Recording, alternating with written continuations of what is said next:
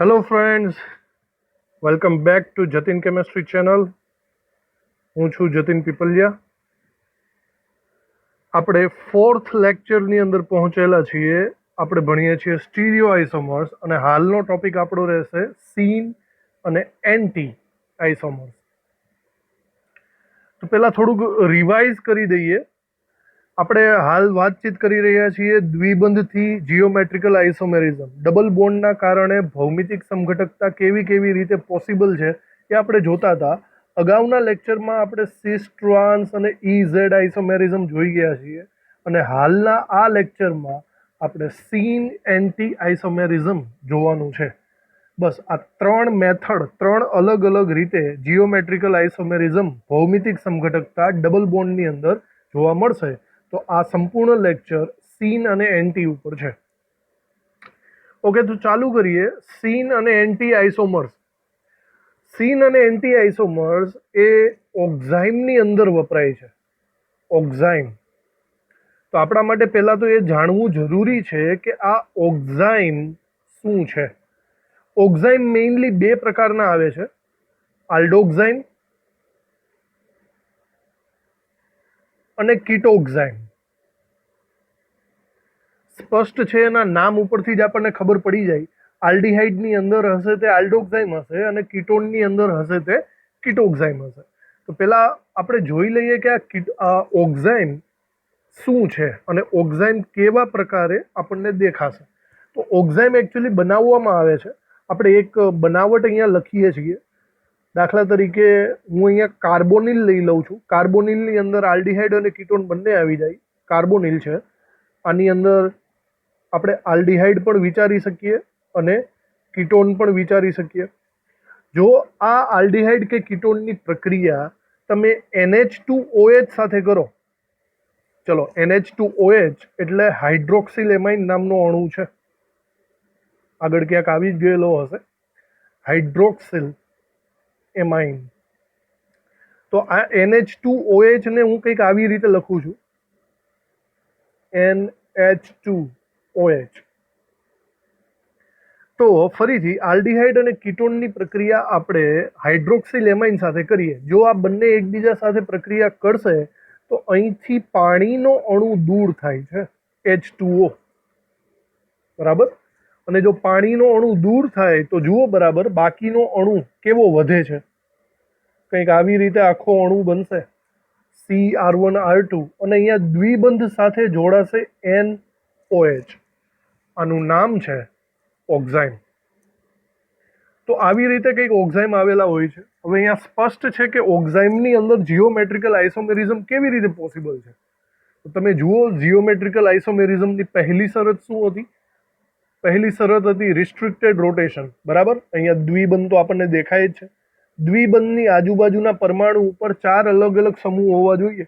તો અહીંયા જરાક હું તમને સૂચવી દઉં, 4 અલગ અલગ સમૂહો કઈ રીતે. હું આ અણુને ફરીથી લખું છું. કાર્બન, ડબલ બોન્ડ નાઇટ્રોજન છે. હવે કાર્બનની આજુબાજુમાં અહીંયા 2 સમૂહો અલગ અલગ આવેલા હોય, ચલો એ વાત બરાબર છે. નાઇટ્રોજનની આજુબાજુ બરાબર જુઓ તો નાઇટ્રોજનની આજુબાજુ એક OH છે અને તમને ખ્યાલ હોવો જોઈએ કે નાઇટ્રોજન પાસે લોન પેર પણ અવેલેબલ છે. તો આવી રીતે અહીંયા એક રીતે રિસ્ટ્રિક્ટેડ રોટેશન છે, જીઓમેટ્રિકલ આઇસોમેરિઝમ છે, અને આપણે અહીંયા સિસ અને ટ્રાન્સ લાગુ નહીં પાડી શકીએ. આપણે અહીંયા E અને Z એ પણ લાગુ નહીં પાડી શકીએ, લોન પેર છે. તો અહીંયા એક સ્પેશિયલ વસ્તુ આપણે લાગુ પાડવું પડે અને એ છે સીન અને એન્ટી. તો સીન અને એન્ટી આઇસોમેરિઝમ શેમાં જોવા મળે? હંમેશા નાઇટ્રોજન ધરાવતી દ્વિબંધ પ્રણાલી, સ્પેશિયલી એનું નામ છે ઓક્ઝાઇમ, એની અંદર જ જોવા મળશે.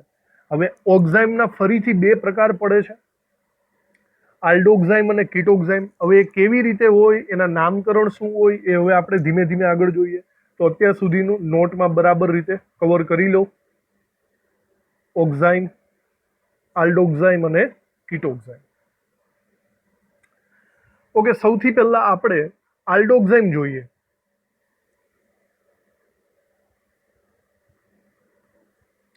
આલ્ડોક્ઝાઇમ કેવી રીતે બને? આના નામ ઉપરથી જ છે, આલ્ડિહાઇડ પ્લસ ઓક્ઝાઇમ. તો આપણે અગાઉ જે સમીકરણ લખેલું હતું તે આલ્ડિહાઇડની રીતે વિચારીએ. દાખલા તરીકે મારી પાસે કોઈ એક આલ્ડિહાઇડ છે, RCHO, બરાબર. અહીંયા હાઇડ્રોજન લઈ લો એટલે આલ્ડિહાઇડ બની ગયો. આલ્ડિહાઇડ છે. જો આ આલ્ડિહાઇડની પ્રક્રિયા NH2OH એટલે કે હમણાં વાત થઈ એમ હાઇડ્રોક્સિલ એમાઇન સાથે કરીએ, NH2OH હાઇડ્રોક્સિલ એમાઇન સાથે, તો પ્રક્રિયાની અંદરથી પાણીનો અણુ નીકળી જશે. આ પાણીનો અણુ અહીંથી નીકળી જશે અને તમને મળશે ઓક્ઝાઇમ. પણ આ વખતે આપણે એ સ્પેશિયલ ઓક્ઝાઇમને શું નામ આપવાનું છે? Double bond NOH. આને શું નામ અપાય? અને નામ આપણે આપશું આલ્ડોક્ઝાઇમ.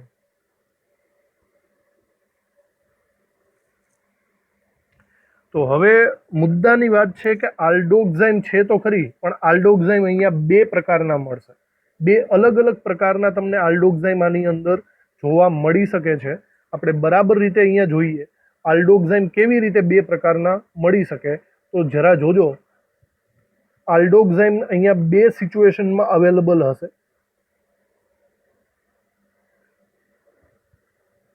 એક સિચ્યુએશન એવી છે કે નાઇટ્રોજનની ઉપર લોન પેર હશે અને બીજી સિચ્યુએશન એવી છે કે નાઇટ્રોજનની નીચેની સાઈડ લોન પેર હશે.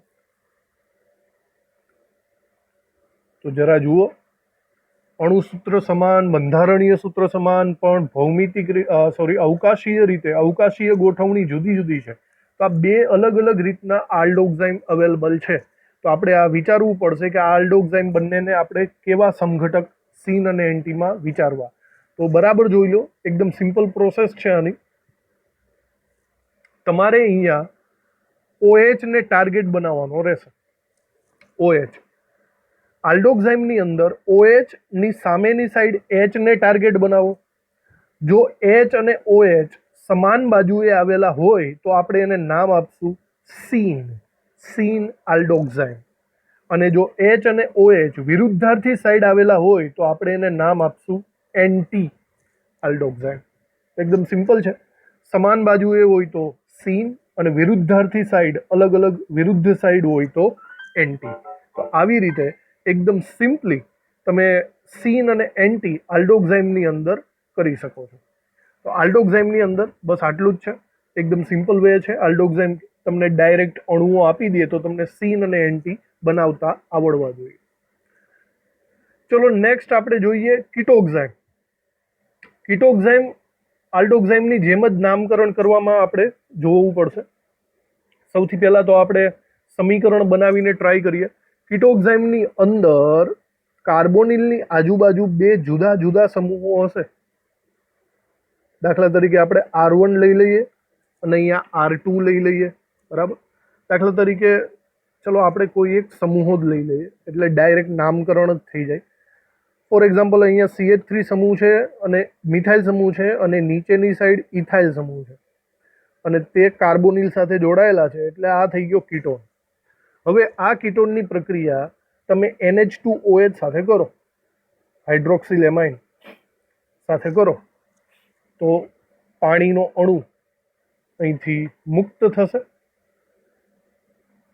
આવી રીતે અને તમને કંઈક આવો અણુ મળશે, CH3C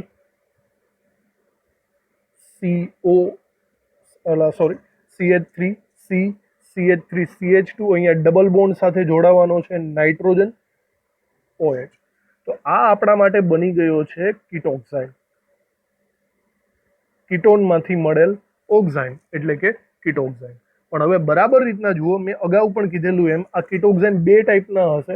બે ટાઈપના એવી રીતે કે કાં તો લોન પેર ઉપરની સાઈડ હશે કાં તો લોન પેર નીચેની સાઈડ હશે. એટલે બે જુદા જુદા અણુઓ આપણને મળવાના છે. તો આ બે જુદા જુદા અણુઓને આપણે અહીંયા દોરીએ અને ત્યારબાદ એના નામકરણની ચર્ચા કરીએ. ફર્સ્ટ તો આ અણુ આપણે સેમ ટુ સેમ દોરીએ. આપણે CH3CH2 carbon double bond nitrogen. First of all ચલો લોન પેર ઉપરની સાઈડ રાખીએ, આ એક અણુ પોસિબલ બનશે. અને ત્યારબાદ લોન પેર નીચેની સાઈડ રાખીએ એવો એક અણુ પોસિબલ બને. તો ફરીથી CH3 C CH3 CH2 double bond nitrogen, નીચેની સાઈડ લોન પેર, ઉપરની સાઈડ OH.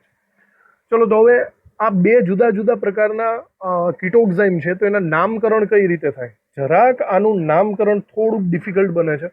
બરાબર જોજો, ફરીથી આપણે અહીંયા OH ને ટાર્ગેટ બનાવવાનો રહેશે. પણ જોઈ શકો છો OH ની સામેની સાઈડ કંઈ H આપેલો નથી. બરાબર, લાસ્ટ ટાઈમ આપણે H અને OH ની કમ્પેરિઝન કરતા હતા. સમાન સાઈડ હોય તો સીન, વિરુદ્ધાર્થી સાઈડ હોય તો એન્ટી. તો એકચ્યુઅલી અહીંયા બે નામ શક્ય બને. બરાબર યાદ રાખો, આલ્ડોક્સાઇમની અંદર તમે સીનની રીતે પણ નામકરણ કરી શકો છો અને એન્ટીની રીતે પણ નામકરણ કરી શકો છો. બે અલગ અલગ રીતે બંને નામ એના સાચા પડશે. તમે પહેલા વિચારો સીનની રીતે કેવી રીતે નામકરણ થાય. તો જરા જુઓ, OH ને ટાર્ગેટ બનાવો તમે. OH નો સીન કોણ થાય? બરાબર, OH નો સીન પોઝિશનમાં આવશે CH3 CH2. તો તમારે આનું નામકરણ પહેલા લખવાનું, આનું નામ પ્રથમ લખવાનું. તો આનું નામ થશે સીન ઇથાઇલ. ચલો હવે બીજું કોણ વધ્યું છે અહીંયા? મિથાઇલ. સીન ઇથાઇલ મિથાઇલ અને લાસ્ટમાં કીટોક્સાઇડ. તો આવી રીતે આનું નામકરણ પોસિબલ છે, સીન ઇથાઇલ મિથાઇલ કીટોક્સાઇડ, કારણ કે OH ની સાપેક્ષે ઇથાઇલ સીન પોઝિશન ઉપર છે. હવે એક બીજી રીતે પણ એનું નામકરણ કરી શકો, એન્ટીની રીતે. હવે તમે વિચારો, ફરીથી ફોકસ કરો OH ઉપર. OH ની એન્ટી પોઝિશન ઉપર કોણ છે? OH ની એન્ટી પોઝિશન ઉપર છે મિથાઇલ ગ્રુપ. તો તમે આનું નામ પ્રથમ મિથાઇલ લખી નહીં કરી શકો છો. Anti methyl ethyl ketoxide. તો આવી રીતે બે અલગ અલગ રીતે નામકરણ પોસિબલ છે. સીન અને એન્ટી કીટોક્સાઇમમાં બે અલગ અલગ નામ થશે. ચલો આવી રીતે આનું નામ કરીએ આપણે. આ પણ એક સમઘટક જ થયો એનો. તો જુઓ આનું નામકરણ કેવી રીતે કરવું છે. OH ને ટાર્ગેટમાં રાખવાનો છે. બરાબર, OH ની ટાર્ગેટમાં સીન કોણ છે જરા જોઈ લો. OH ની ટાર્ગેટમાં સીન છે મિથાઇલ. તો તમે અહીંયા લખી શકો છો સીન મિથાઇલ, ત્યારબાદ ઇથાઇલ કીટોક્સાઇડ. અથવા તો એન્ટીની રીતે વિચારો. ચલો, OH ની સાપેક્ષે એન્ટી પોઝિશન ઉપર કોણ છે? એન્ટી પોઝિશન ઉપર છે ઇથાઇલ ગ્રુપ. તો તમે આનું નામ લખી શકો છો એન્ટી ઇથાઇલ મિથાઇલ કીટોક્સાઇડ. એકદમ સિમ્પલ પ્રોસેસ છે. થોડુંક આલ્ડીહાઇડ કરતા બીટ થોડુંક લેન્ધી લાગશે તમને, પણ થોડી ઘણી પ્રેક્ટિસ કરશો એટલે તમને આ બધું પોસિબલ લાગશે. તો કીટોક્સાઇમની અંદર આવી રીતે બે અલગ અલગ રીતે નામકરણ પોસિબલ છે. એક નાની એવી શોર્ટ આપણે નોંધ કરી દઈએ, ખૂબ જ ઇમ્પોર્ટન્ટ છે, નોટ ડાઉન કરજો. આ આલ્ડોક્સાઇમ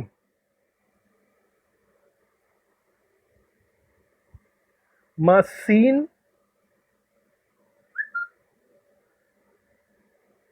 કે એન્ટી બેમાંથી કોઈ એક જ હોય છે. જ્યારે જો કીટોક્સાઇમની વાત કરીએ તો કીટોક્સાઇમમાં સીન અને એન્ટી બંને નામ પોસિબલ છે, એટલે કે બંને હોય છે. તો આ ખૂબ જ અગત્યની નોંધ આપણે અહીંયા કરશું.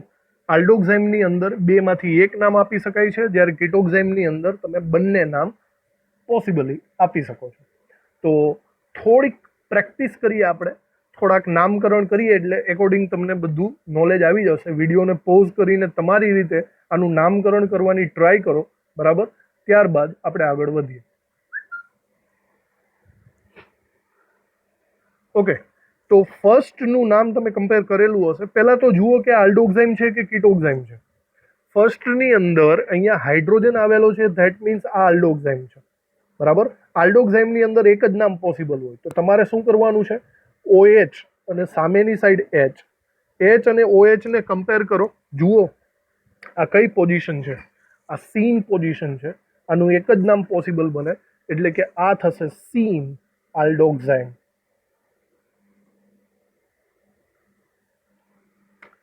સેકન્ડ ઉપર ટ્રાય કરો. સેકન્ડની અંદર ફરીથી OH અને સામેની સાઈડ H, એટલે ધેટ મીન્સ આ આલ્ડોક્સાઇમ છે. આલ્ડોક્સાઇમ આ વખતે એન્ટી પોઝિશન ઉપર છે, તો વિચારો એન્ટી પોઝિશન ઉપર આનું નામ થશે એન્ટી આલ્ડોક્સાઇમ. બરાબર. તો આ બંને આલ્ડોક્સાઇમના ઉદાહરણ, એક સીન છે અને એક એન્ટી છે. ચલો હજી બે પોસિબલ કરો, બે આગળ વધો, જાતે કરો, વિડીયો પોઝ કરીને, આવડી જશે તમને.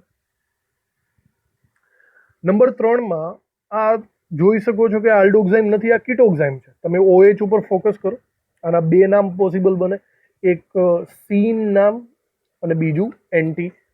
તો પહેલા વિચારો કે સીન ઉપર કોણ આવશે. OH ની કમ્પેરમાં સીન પોઝિશન ઉપર આ કોણ છે? આ છે ઇથાઇલ, અને આ કોણ છે? બેન્ઝીન. ધેટ મીન્સ આપણે એને બોલશું ફિનાઇલ. તો આપણે અહીંયા લખી શકશું કે સીન પોઝિશન ઉપર સીન, ઇથાઇલ, ફિનાઇલ, કીટોક્સાઇન. બરાબર. અથવા તો આપણે એનું બીજું નામ પણ લખી શકીએ એન્ટીની રીતે. તો ફરીથી OH ઉપર ફોકસ કરો અને OH ની એન્ટી પોઝિશન ઉપર કોણ છે એને પહેલા લખો. એન્ટી, ફિનાઇલ, ઇથાઇલ, કીટોક્સાઇન.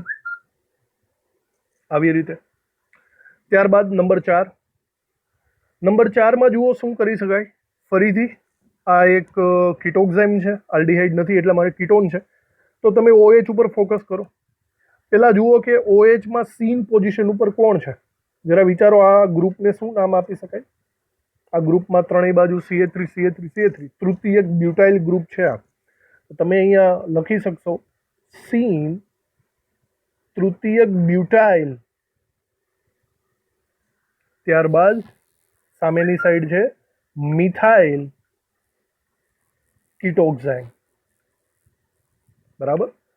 અથવા તો કીટોક્સાઇમ છે એટલા માટે તમે એનું બીજું નામ પણ લખી શકો, બેમાંથી કોઈ પણ એક. એન્ટી પોઝિશન ઉપર વિચારો, એન્ટી પોઝિશન ઉપર કોણ છે? એન્ટી પોઝિશન ઉપર છે મિથાઇલ ગ્રુપ. તો પહેલા મિથાઇલ લખવાનું, એન્ટી મિથાઇલ તૃતીયક બ્યુટાઇલ કીટોક્સાઇન.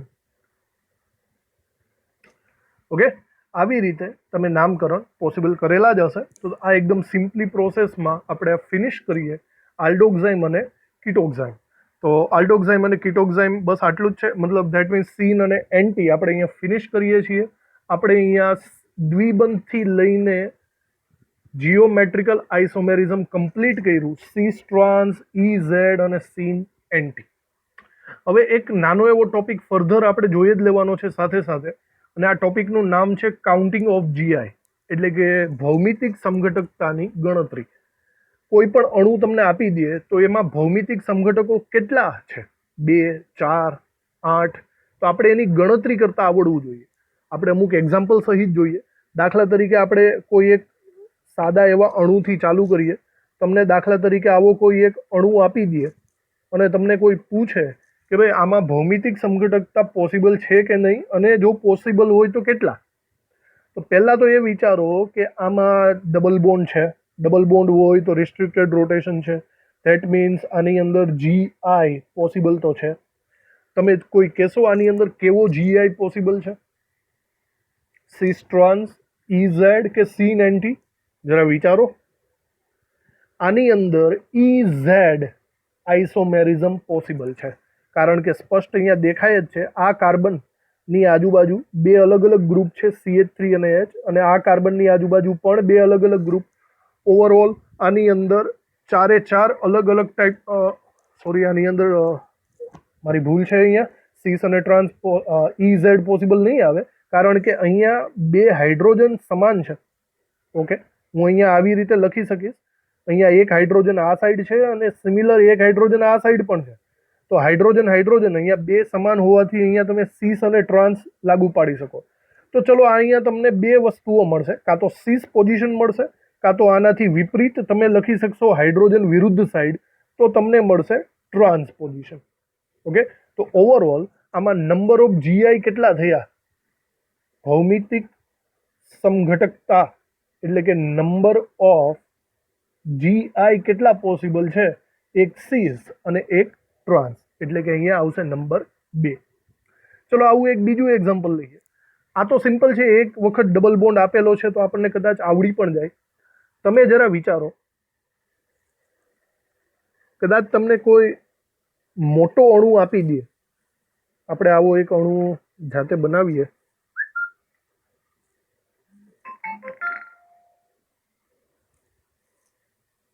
આવી રીતે. તો આમાં તમને પૂછે કે જીઓમેટ્રિકલ આઇસોમેરિઝમ કેટલા છે, તો આપણે ચલો ગણતરી કરીએ. સૌથી પહેલા તો એ જુઓ કે આમાં દ્વિબંધ કેટલા છે. જો એક દ્વિબંધ અહીંયા છે, મતલબ અહીંયા સીસ ટ્રાન્સ પોસિબલ બની શકે છે. એક દ્વિબંધ અહીંયા પણ છે, તો અહીંયા બી સીસ ટ્રાન્સ પોસિબલ બની શકે છે. બરાબર. તો આપણે એક રીતે અહીંયા વિચારવું પડશે કે કેટલા મતલબ બે જુદા જુદા સીસ ટ્રાન્સના પોસિબલ છે. તો પહેલી વસ્તુ કે આમાં જીઓમેટ્રિકલ આઇસોમેરિઝમ કેટલા થાય. તો તમે વિચારો અહીંયા કે જો હું આને સીસ લઉં, અહીંયા એકચ્યુઅલી એની બે પોસિબિલિટી છે, સીસ અને ટ્રાન્સ. બરાબર. આની પણ બે પોસિબિલિટી છે, સીસ અને ટ્રાન્સ. તો એકચ્યુઅલી આપણને કેટલા સમઘટકો મળશે? જો આ સીસ હોય ત્યારે સામેનો સીસ હશે, અને આ સીસ હોય ત્યારે સામેનો ટ્રાન્સ પણ પોસિબલ બની શકે. આ ટ્રાન્સ હોય તો સામેનો ટ્રાન્સ હોય, અને આ ટ્રાન્સ હોય તો સામેનો સીસ પણ પોસિબલ બને. તો ઓવરઓલ આપણી પાસે અહીંયા 4 અલગ અલગ પોસિબિલિટી છે. તો નંબર ઓફ જીઆઈ જીઓમેટ્રિકલ આઇસોમેરિઝમ અહીંયા કેટલા થવાના છે? 4. તો આવું આપણે દર વખતે ગણી તો નહીં શકીએ ને. બરાબર. દર વખતે આટલું ગણવા બેસશું તો જવાબ બહુ મતલબ વાર લાગશે સમયમાં. તો આપણે અમુક અહીંયા શોર્ટકટ ટ્રીક વાપરવી પડે. તો શોર્ટકટ ટ્રીક આપણે વાપરવામાં અહીંયા થોડાક આપણે સૂત્રો પણ જોઈ લેશું. એના માટે આપણે એક સૂત્ર અહીંયા મતલબ અહીંયા એક આપણે પેટર્ન લખીએ. કે સૌથી પહેલાં આપણે નોંધ રાખીએ કે જીઆઈ કાઉન્ટિંગ માટે અણુઓ બે પ્રકારના હોય. જીઆઈ કાઉન્ટિંગ માટે અણુઓ ને આપણે બે પ્રકારમાં વર્ગીકૃત કરશું. બે પ્રકારના હોય છે. એક પ્રકાર આપણે લખશું અનસિમેટ્રિકલ. અનસિમેટ્રિકલ એટલે કે અસમમિત અણુ હોય. અને સેકન્ડ ટાઈપ આપણે લખશું સિમેટ્રિકલ. સિમેટ્રિકલ એટલે કે સમમિત હોય છે. તો આપણે આ બંનેની ડિસ્કશન કરીએ. અનસિમેટ્રિકલ હોય તો એની અંદર જીઆઈ કેવી રીતે કાઉન્ટ થાય, અને સિમેટ્રિકલ હોય તો એની અંદર જીઆઈ કેવી રીતે કાઉન્ટ થાય, એ આપણે ડિસ્કસ કરીએ. ચલો નંબર 1, અનસિમેટ્રિકલ. જો અસમમિતીય કોઈ અણુઓ આપેલા હોય તો સૌથી પહેલા તો એ જાણી લો અસમમિતીય એટલે શું. અસમમિતીય એટલે કે દાખલા તરીકે કોઈ પ્લેન છે તો તેની આજુબાજુ બંને સાઈડ સરખા અણુઓ ન આવેલા હોય, જુદા જુદા અણુઓ આવેલા હોય તો તેને અસમમિતીય પોઝિશન આપણે કહી શકાય. આપણે એકાદા એક્ઝામ્પલ લખીએ એટલે આપણને વધારે ખબર પડશે. અસમમિતીયની અંદર સૌથી પહેલાં તો હું તમને સૂત્ર આપી દઉં. નંબર ઓફ જીઓમેટ્રિકલ આઇસોમેરિઝમ થશે 2n. આ એક સૂત્ર આપણે યાદ રાખશું, 2n, કે જ્યાં n બરાબર શું થાય? n બરાબર જીઓમેટ્રિકલ આઇસોમેરિઝમ દર્શાવતી દ્વિબંધની સંખ્યા. મતલબ જેટલા પણ ડબલ બોન્ડ હોય એની સંખ્યા, એને 2ની ઘાતાંક બનાવો એટલે તમને ડાયરેક્ટલી એનો જવાબ મળી જશે. જોઈએ આપણે અમુક એક્ઝામ્પલ સોલ્વ કરીએ આપણે. ચલો એક અણુ આપણે અહીંયા લખીએ એટલે આપણને ખ્યાલ આવે.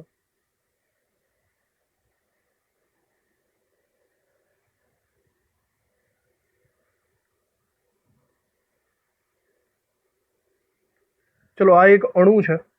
હવે વિચારો પહેલાં તો આ સિમેટ્રિકલ છે કે અનસિમેટ્રિકલ. બરાબર જુઓ, આના બે ભાગ પાડો. તમે મિડલમાંથી તમે જો આના બે ભાગ પાડશો તો આ બંને બાજુએ તમને એક સમાન જોવા મળતું નથી. ઓવરઓલ આ અનસિમેટ્રિકલ છે. તો અનસિમેટ્રિકલની અંદર આપણે કયું સૂત્ર વાપરવાનું છે? 2n. તો સૌથી પહેલા જુઓ કે આની અંદર રિસ્ટ્રિક્ટેડ રોટેશન ધરાવતા ડબલ બોન્ડ કેટલા છે? રિસ્ટ્રિક્ટેડ રોટેશન ધરાવતો આ એક ડબલ બોન્ડ છે અને રિસ્ટ્રિક્ટેડ રોટેશન ધરાવતો આ પણ છે. મતલબ અહીંયા n ઇક્વલ ટુ કેટલા થશે? 2. તો અહીંયા આપણે લખી શકશું કે નંબર ઓફ જીઆઈ જીઓમેટ્રિકલ આઇસોમેરિઝમ અહીંયા થશે 2n, ધેટ મીન્સ 2 એટલે કે અહીંયા કેટલા થશે? ઓવરઓલ 4. બરાબર. તો આવી રીતે આપણે શોર્ટકટથી ગણતરી દ્વારા પણ અહીંયા આપણે લખી શકીએ. હજી એક એક્ઝામ્પલ લઈ લઈએ એટલે આપણને પ્રેક્ટિસ બરાબર ખબર પડી જશે. ચલો એક બીજો અણુ આપણે લખીએ.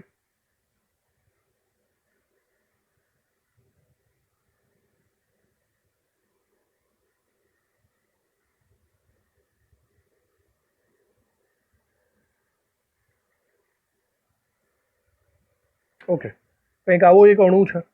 સૌથી પહેલા વિચારો આ સિમેટ્રિકલ છે કે અનસિમેટ્રિકલ? બરાબર. મિડલમાંથી બે ભાગ પાડો તમે, અલગ અલગ છે, તો ધેટ મીન્સ આ અનસિમેટ્રિકલ છે. હવે જુઓ કે રિસ્ટ્રિક્ટેડ રોટેશન ધરાવતા ડબલ બોન્ડ આની અંદર કેટલા છે? રિસ્ટ્રિક્ટેડ રોટેશન ધરાવતા ડબલ બોન્ડની સંખ્યા અહીંયા 3 છે, that means n is equal to 3.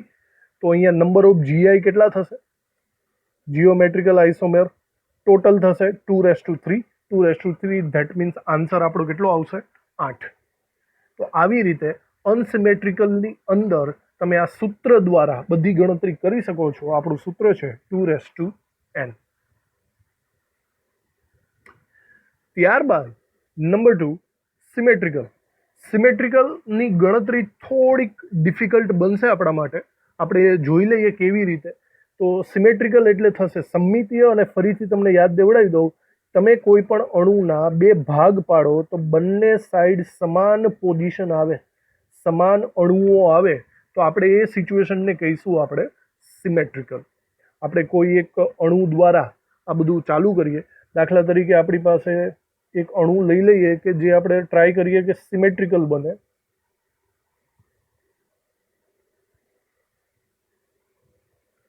Okay, જુઓ બરાબર આ અણુ કેવો છે.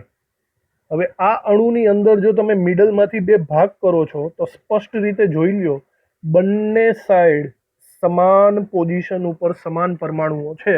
અહીંયા આ સિચ્યુએશનને આપણે સિમેટ્રિકલ કહીશું, સમમિતીય. તો તમે જરા વિચારો કે સમમિતીયની અંદર તમને પૂછે કે આની અંદર કેટલા સમઘટકો છે જીઓમેટ્રિકલ આઇસોમેરિઝમ. તો સૌથી પહેલા વિચારો કે ડબલ બોન્ડ કેટલા છે? ડબલ બોન્ડ રિસ્ટ્રિક્ટેડ રોટેશન ધરાવતા 2 છે. તો હવે અહીંયા વિચારો કે આનો સીસ પણ પોસિબલ બને, આનો ટ્રાન્સ પણ પોસિબલ બને. સિમિલર સામેવાળાનો પણ સીસ પોસિબલ બને, સામેવાળાનો પણ ટ્રાન્સ પોસિબલ બને. જો આ સીસ હોય તો સામેવાળો સીસ હોય, અને આ સીસ હોય તો સામેવાળો ટ્રાન્સ પણ હોઈ શકે. બરાબર. આ ટ્રાન્સ હોય તો સામેવાળો ટ્રાન્સ હોય, આ ટ્રાન્સ હોય તો સામેવાળો ટ્રાન્સ પણ પોસિબલ સીસ પણ પોસિબલ બની શકે. તો ઓવરઓલ સમઘટકો આપણે આમ જોઈએ તો 4 બની શકે છે. પણ બરાબર વિચારો, આ બે તો સરખા થઈ ગયા. ધ્યાનથી જુઓ, બંને સાઈડ સરખું છે. આ સીસ હોય અને સામેનો સાઈડ ટ્રાન્સ હોય, અથવા તો ઊંધું કરી નાખો, આ ટ્રાન્સ હોય અને સામેનો સાઈડ સીસ હોય. શું ફરક પડે? કારણ કે બંને સાઈડ પોઝિશન કેવી છે જોઈ લો, બંને સાઈડ પરમાણુઓ સરખા છે. બરાબર ધ્યાનથી વિચારો તો આ બંને એક જ છે. તો ઓવરઓલ આપણી પાસે સમઘટકો કેટલા થયા? ઓવરઓલ આપણી પાસે સમઘટકો ટોટલ 3 જ થયા. બરાબર, કારણ કે આ બંને કેવા છે? સમાન છે. ધ્યાનથી વિચારો. તો આ સમમિતીયની અંદર થોડુંક લોજિક, થોડુંક મગજ દોડાવવું પડશે. તો આપણે આનું એક શોર્ટકટ સૂત્ર બનાવી લઈએ. શોર્ટકટ સૂત્ર બનાવશું તો વધારે આપણને ખ્યાલ પડશે. આ માટેનું શોર્ટકટ સૂત્ર અહીંયા બરાબર જોજો. ફરીથી યાદ દેવડાવી દો. અનસિમેટ્રિકલનું શોર્ટકટ સૂત્ર આપણી પાસે શું હતું? 2n. તો હવે સિમેટ્રિકલ સમમિતીય અણુની અંદર નંબર ઓફ જીઆઈ કેવી રીતે શોધવા? નંબર ઓફ જીઆઈ શોધવાનું સૂત્ર છે 2n-1 + 2p. ચલો, કે જ્યાં એન ઇક્વલ ટુ તો આપણે આગળ જોઈએ જ ગયા છે. એન ઇક્વલ ટુ થશે GI ધરાવતા દ્વિબંધની સંખ્યા, GI ધરાવતા દ્વિબંધની સંખ્યા. હવે એક નવો પેરામીટર આવે છે પી. આ પી શું છે? તો પી એકચ્યુઅલી એક પૂર્ણાંક સંખ્યા છે. હવે પી ની બે કિંમતો પોસિબલ બની શકે છે. હું અહીંયા બરાબર રીતે લખી નાખું આવી રીતે. પી ની બે કિંમતો પોસિબલ બની શકે છે. અહીંયા પી ની કિંમત એન ઉપર ડિપેન્ડ કરે છે. જો એન ઇઝ ઇક્વલ ટુ એકી સંખ્યા હોય તો કંઈક અલગ રીતે વિચારવાનું. જો એન ઇઝ ઇક્વલ ટુ બેકી સંખ્યા હોય તો કંઈક અલગ રીતે વિચારવાનું. બરાબર? જો એન ઇઝ ઇક્વલ ટુ એકી સંખ્યા હોય તો પી ની વેલ્યુ કંઈક આવી થશે, n-1 અપોન 2. અને જો n ઇઝ ઇક્વલ ટુ બેકી સંખ્યા હોય તો પી ની વેલ્યુ કંઈક આવી રીતે બનશે. પહેલાં તો n/2 કરી નાખવાનો, ત્યારબાદ -1 કરવાનું. તો થોડુંક ડિફિકલ્ટ જેવું લાગશે, પણ આપણે જેમ પ્રેક્ટિસ કરશું એમ વધારે આપણને ખબર પડશે. સિમેટ્રિકલની અંદર જીઓમેટ્રિકલ આઇસોમેરિઝમ શોધવો, એના નંબર, એ થોડું કઠિન કામ છે. શોર્ટકટ સૂત્ર સિવાય આપણે બહુ ટાઈમ કન્ઝ્યુમ થશે. તો આપણે આ બે સૂત્રોને વારંવાર યાદ રાખવા પડશે. પીની વેલ્યુ શોધીને તમે આની અંદર એની કિંમત મૂકી શકો છો. બરાબર? ધ્યાનથી આ વસ્તુ લખી નાખો. આપણે એક કામ કરીએ, આ જે ઉપરનું સૂત્ર હતું એના ઉપર ટ્રાય કરીએ કે આ પોસિબલ બને છે કે નહીં. તો પહેલાં જરા વિચારો કે સિમેટ્રિકલ છે. બરાબર? હવે એક મિનિટ. સિમેટ્રિકલ હોય, અહીંયા સાઈડમાં લખી નાખું, તો આપણું સૂત્ર શું થશે? Number of GI is equal to શું થશે? 2n-1 plus 2p. જરા વિચારો, અહીંયા n કેટલા થયા? Number of double bond. તો n ઇક્વલ ટુ અહીંયા 2 થાય છે ભાઈ. બરાબર? તો અહીંયા શું થશે? 2 2 એટલે 2 થશે. બરાબર? પ્લસ હવે અહીંયા p કેટલો થાય? જરા શાંતિથી વિચારો કે આ બેકી સંખ્યા છે. બેકી સંખ્યા હોય તો આપણે અહીંયા સૂત્ર હમણાં બોલ્યા, n/2 p થાય. સો n/2 -1. So p is equal to થશે 2/2 -1. દેટ મીન્સ 1 - 1 એટલે કે p ની વેલ્યુ આપણે કેટલી લેવી પડશે? અહીંયા 0. તો અહીંયા વિચારો કે 2 લઈ લો તો શું થાય? 2 અને 2 ધેટ મીન્સ 0 નહીં લેતા 1 થાય. તો 2 એટલે 1, એટલે કે 2 + 1 ટોટલ કેટલા થાય? 3. તો જુઓ આપણો જવાબ અહીંયા મેચિંગ થાય છે. બરાબર? આવી રીતે પણ અને સૂત્રની રીતે પણ. તો આવી રીતે સિમેટ્રિકલની અંદર થોડુંક એવું ફંડામેન્ટલ આપણે વધારવું પડશે. બરાબર? નંબર ઓફ GI અહીંયા 3 આવે છે. થોડીક પ્રેક્ટિસ કરશું એટલે આપણને વધારે આઈડિયા આવશે કેવી રીતે આ બધું છે. તો તમે નોટબુકની અંદર આ બરાબર રીતે કવર કરી લો અને લખી નાખો શાંતિથી.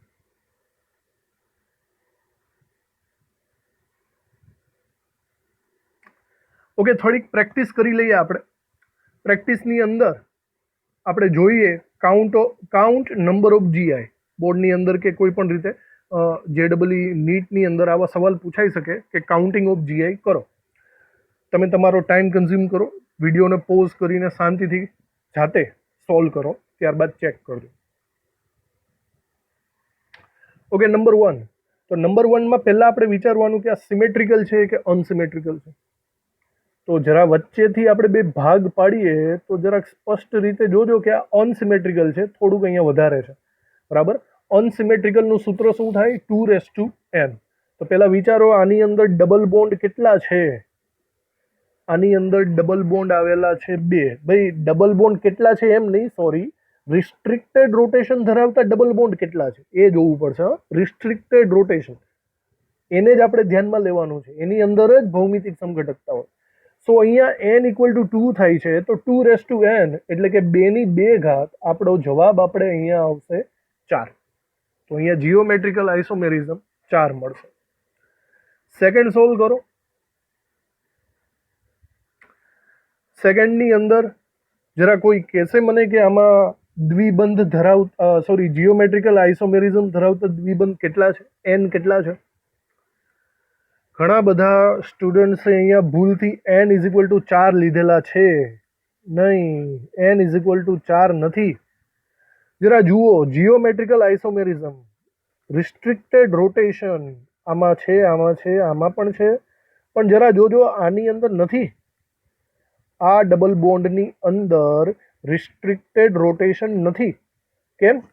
અહીંયા સ્પષ્ટ રીતે જુઓ કે અહીંયા સાઈડમાં 2 હાઇડ્રોજન આવી જાય, CH2 આવે ને ખૂણામાં. જો 2 હાઇડ્રોજન હોય તો આપણે અગાઉના રૂલ્સ જોઈ ગયા છીએ, રિસ્ટ્રિક્ટેડ રોટેશન આની અંદર જોવા નહીં મળે. તો ઓવરઓલ તમારે આને ગણતરીમાં લેવાનો નથી. બરાબર?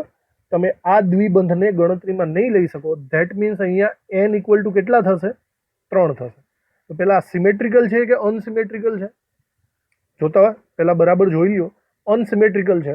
તમે એમ નહીં કહેતા કે તમે અહીંથી વચ્ચેથી ડબલ બોન્ડ મતલબ અહીંથી 2 ભાગ પાડજો તો પણ એ તમને સમાન રીતે અહીંયા જોવા મળશે નહીં. બરાબર? તો અનસિમેટ્રિકલની અંદરનું સૂત્ર થશે 2n. અહીંયા n ઇક્વલ ટુ 3 છે તો 2 ની 3 ઘાત. ધેટ મીન્સ અહીંયા જવાબ આવશે, આન્સર આવશે 8. Number of GI 8. આ વસ્તુને બરાબર રીતે સમજવાની કોશિશ કરજો. રિસ્ટ્રિક્ટેડ રોટેશન હોય તેવા જ દ્વિબંધને ગણતરીમાં લેવાના, બધા દ્વિબંધને ગણતરીમાં નથી લેવાના. ઓકે, ચલો ત્યારબાદ બીજા 2 આપું છું તમને. સોલ્વ કરો આને, જુઓ કેવી રીતે થાય છે.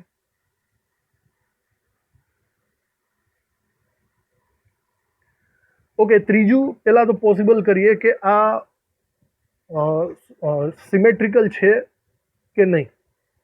તો પહેલા બરાબર રીતે ધ્યાનથી જુઓ તો ડબલ બોન્ડની સિચ્યુએશન ઉપરથી આપણને એવું લાગે છે કે અહીંથી જો હું 2 ભાગ પાડીશ તો સિમેટ્રિકલ બનશે. જરા જુઓ, આ પોઈન્ટની આ બાજુનો વિસ્તાર અને આ પોઈન્ટની આ બાજુનો વિસ્તાર જરા જુઓ સરખું જ થશે. ધેટ મીન્સ આ સિમેટ્રિકલ છે. અને સિમેટ્રિકલ હોય તો આપણી પાસે સૂત્ર શું છે? 2n - 1 વત્તા 2p. બરાબર? હવે જુઓ કે આમાં n કેટલા થાય છે.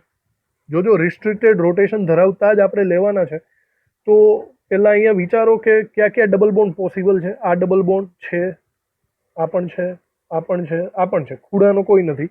ધેટ મીન્સ અહીંયા n ઇક્વલ ટુ 4 થાય. આ બેકી સંખ્યા છે. બેકી સંખ્યા હોય તો p કેટલો લેવાનો છે આપણે?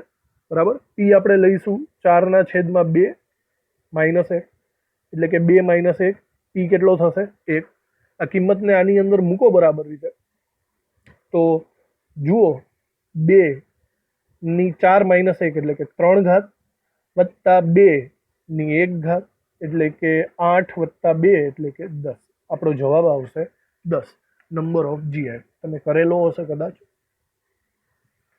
જાતે કરો, સોલ્વ કરો તો વધારે પ્રેક્ટિસથી જ તમને આવડશે. ચલો ત્યારબાદ આપણે આને સોલ્વ કરીએ. નંબર 4. હવે નંબર 4ની સિચ્યુએશન પહેલાં જોઈ લો કે સિમેટ્રિકલ છે કે અનસિમેટ્રિકલ છે. તો પહેલાં તો મિડલથી જો હું 2 ભાગ પાડવા જાઉં તો અહીંયા બંને વસ્તુ સરખી નથી, તો આ થશે અનસિમેટ્રિકલ. અનસિમેટ્રિકલ હોય તો આપણું સૂત્ર આવશે 2n. તો હવે વિચારો કે રિસ્ટ્રિક્ટેડ રોટેશન ધરાવતા ડબલ બોન્ડ કેટલા છે? અહીંયા રિસ્ટ્રિક્ટેડ રોટેશન ધરાવતો ડબલ બોન્ડ 1. આ થશે બીજો, અને બોલો આ થાય થશે. આમાં પણ સીન અને એન્ટી પોસિબલ છે ને, તો મતલબ આ પણ છે. તો ચલો 3. તો અહીંયા આપણી પાસે બને છે n ઇક્વલ ટુ 3. જો 2 ની 3 ઘાત લઈએ તો આપણો જવાબ આવશે નંબર ઓફ જીઓમેટ્રિકલ આઇસોમેરિઝમ. જવાબ આવશે 8. ઓકે, તો આ થઈ ગયું.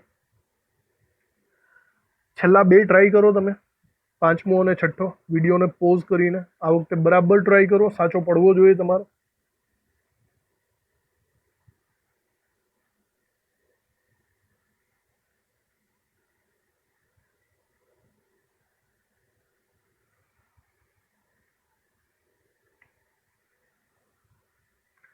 ઓકે, નંબર 5 ઉપર જોઈએ આપણે. નંબર 5ના અણુમાં પહેલાં તો સિચ્યુએશન જોઈ લ્યો, અનસિમેટ્રિકલ જેવું લાગે છે. અને નંબર ઓફ GI જોઈ લો, sorry, number of double bond. તો ડબલ બોન્ડ જે રિસ્ટ્રિક્ટેડ રોટેશન ધરાવતા હોય એવા મને અહીંયા 2 જ દેખાય છે. ફરીથી આપણે અહીંયા આગળ ચર્ચા કરી જ છે. આને આપણે ગણતરીમાં નહીં લઈએ કારણ કે આ રિસ્ટ્રિક્ટેડ રોટેશન ધરાવતો નથી. અહીંયા પણ હાઇડ્રોજન છે, એ પણ અહીંયા ધરાવતો નથી. અહીંયા n ઇક્વલ ટુ કેટલા થશે? 2 થશે. બરાબર? સૂત્ર થશે આપણું 2n એટલે કે 2 ની 2 ઘાત. ટોટલ જીઓમેટ્રિકલ આઇસોમેરિઝમ આપણને કેટલા મળશે? 4. ચલો છઠ્ઠા વિશે વિચારો. છઠ્ઠામાં પહેલા સિચ્યુએશન જોઈ લ્યો કે સિમેટ્રિકલ મળે છે કે તમને અનસિમેટ્રિકલ મળે છે. તો અહીંયા તો ભાઈ સિમેટ્રિકલ છે, બરાબર. ડબલ બોન્ડની આ સાઈડની સિચ્યુએશન અને ડબલ બોન્ડની પહેલી સાઈડની સિચ્યુએશન. હવે એ પ્રમાણે વિચારો એન કેટલા થાય જે રિસ્ટ્રિક્ટેડ રોટેશન ધરાવતા હોય, 1 2 3 અને આ 4, બરાબર. સિમેટ્રિકલ એન ઇક્વલ ટુ અહીંયા 4 બનશે, બરાબર. બેકી સંખ્યા છે, આગળ આપણે આમ બી એકવાર આવી જ ગયું છે, બેકી સંખ્યા છે તો પી ઇક્વલ ટુ બનશે 4/2 -1. ધેટ મીન્સ અહીંયા મને મળશે 2 -1 એટલે કે p ઇઝ ઇક્વલ ટુ 8. સિમેટ્રિકલની અંદરનું સૂત્ર છે 2n-1 પ્લસ 2p, એટલે અહીંયા મને મળશે 2/4 - 1 3 ઘાત, અને અહીંયા મળશે 2/1 ઘાત 8 + 2 એટલે કે ટોટલ મને મળશે નંબર ઓફ જીઓમેટ્રિકલ આઇસોમેરિઝમ 10. તો આ લેક્ચરની અંદર આપણે બે અલગ અલગ વસ્તુઓ વિચારેલી છે. સૌથી પહેલી વસ્તુ આપણે વિચારેલી છે સીન અને એન્ટી વિશે, અને ત્યારબાદ આપણે જોયેલું છે નંબર ઓફ જીઆઈ. તો આ બે અગત્યની વસ્તુઓ આની અંદર આપણે જોયેલી છે. બરાબર રીતે તમે લેક્ચર કવર કર્યો હશે. થેન્ક યુ આ વિડીયો સાંભળવા માટે. નેક્સ્ટ લેક્ચરમાં આપણે કંઈક આગળ વધશું, લેક્ચર નંબર 5. Thank you.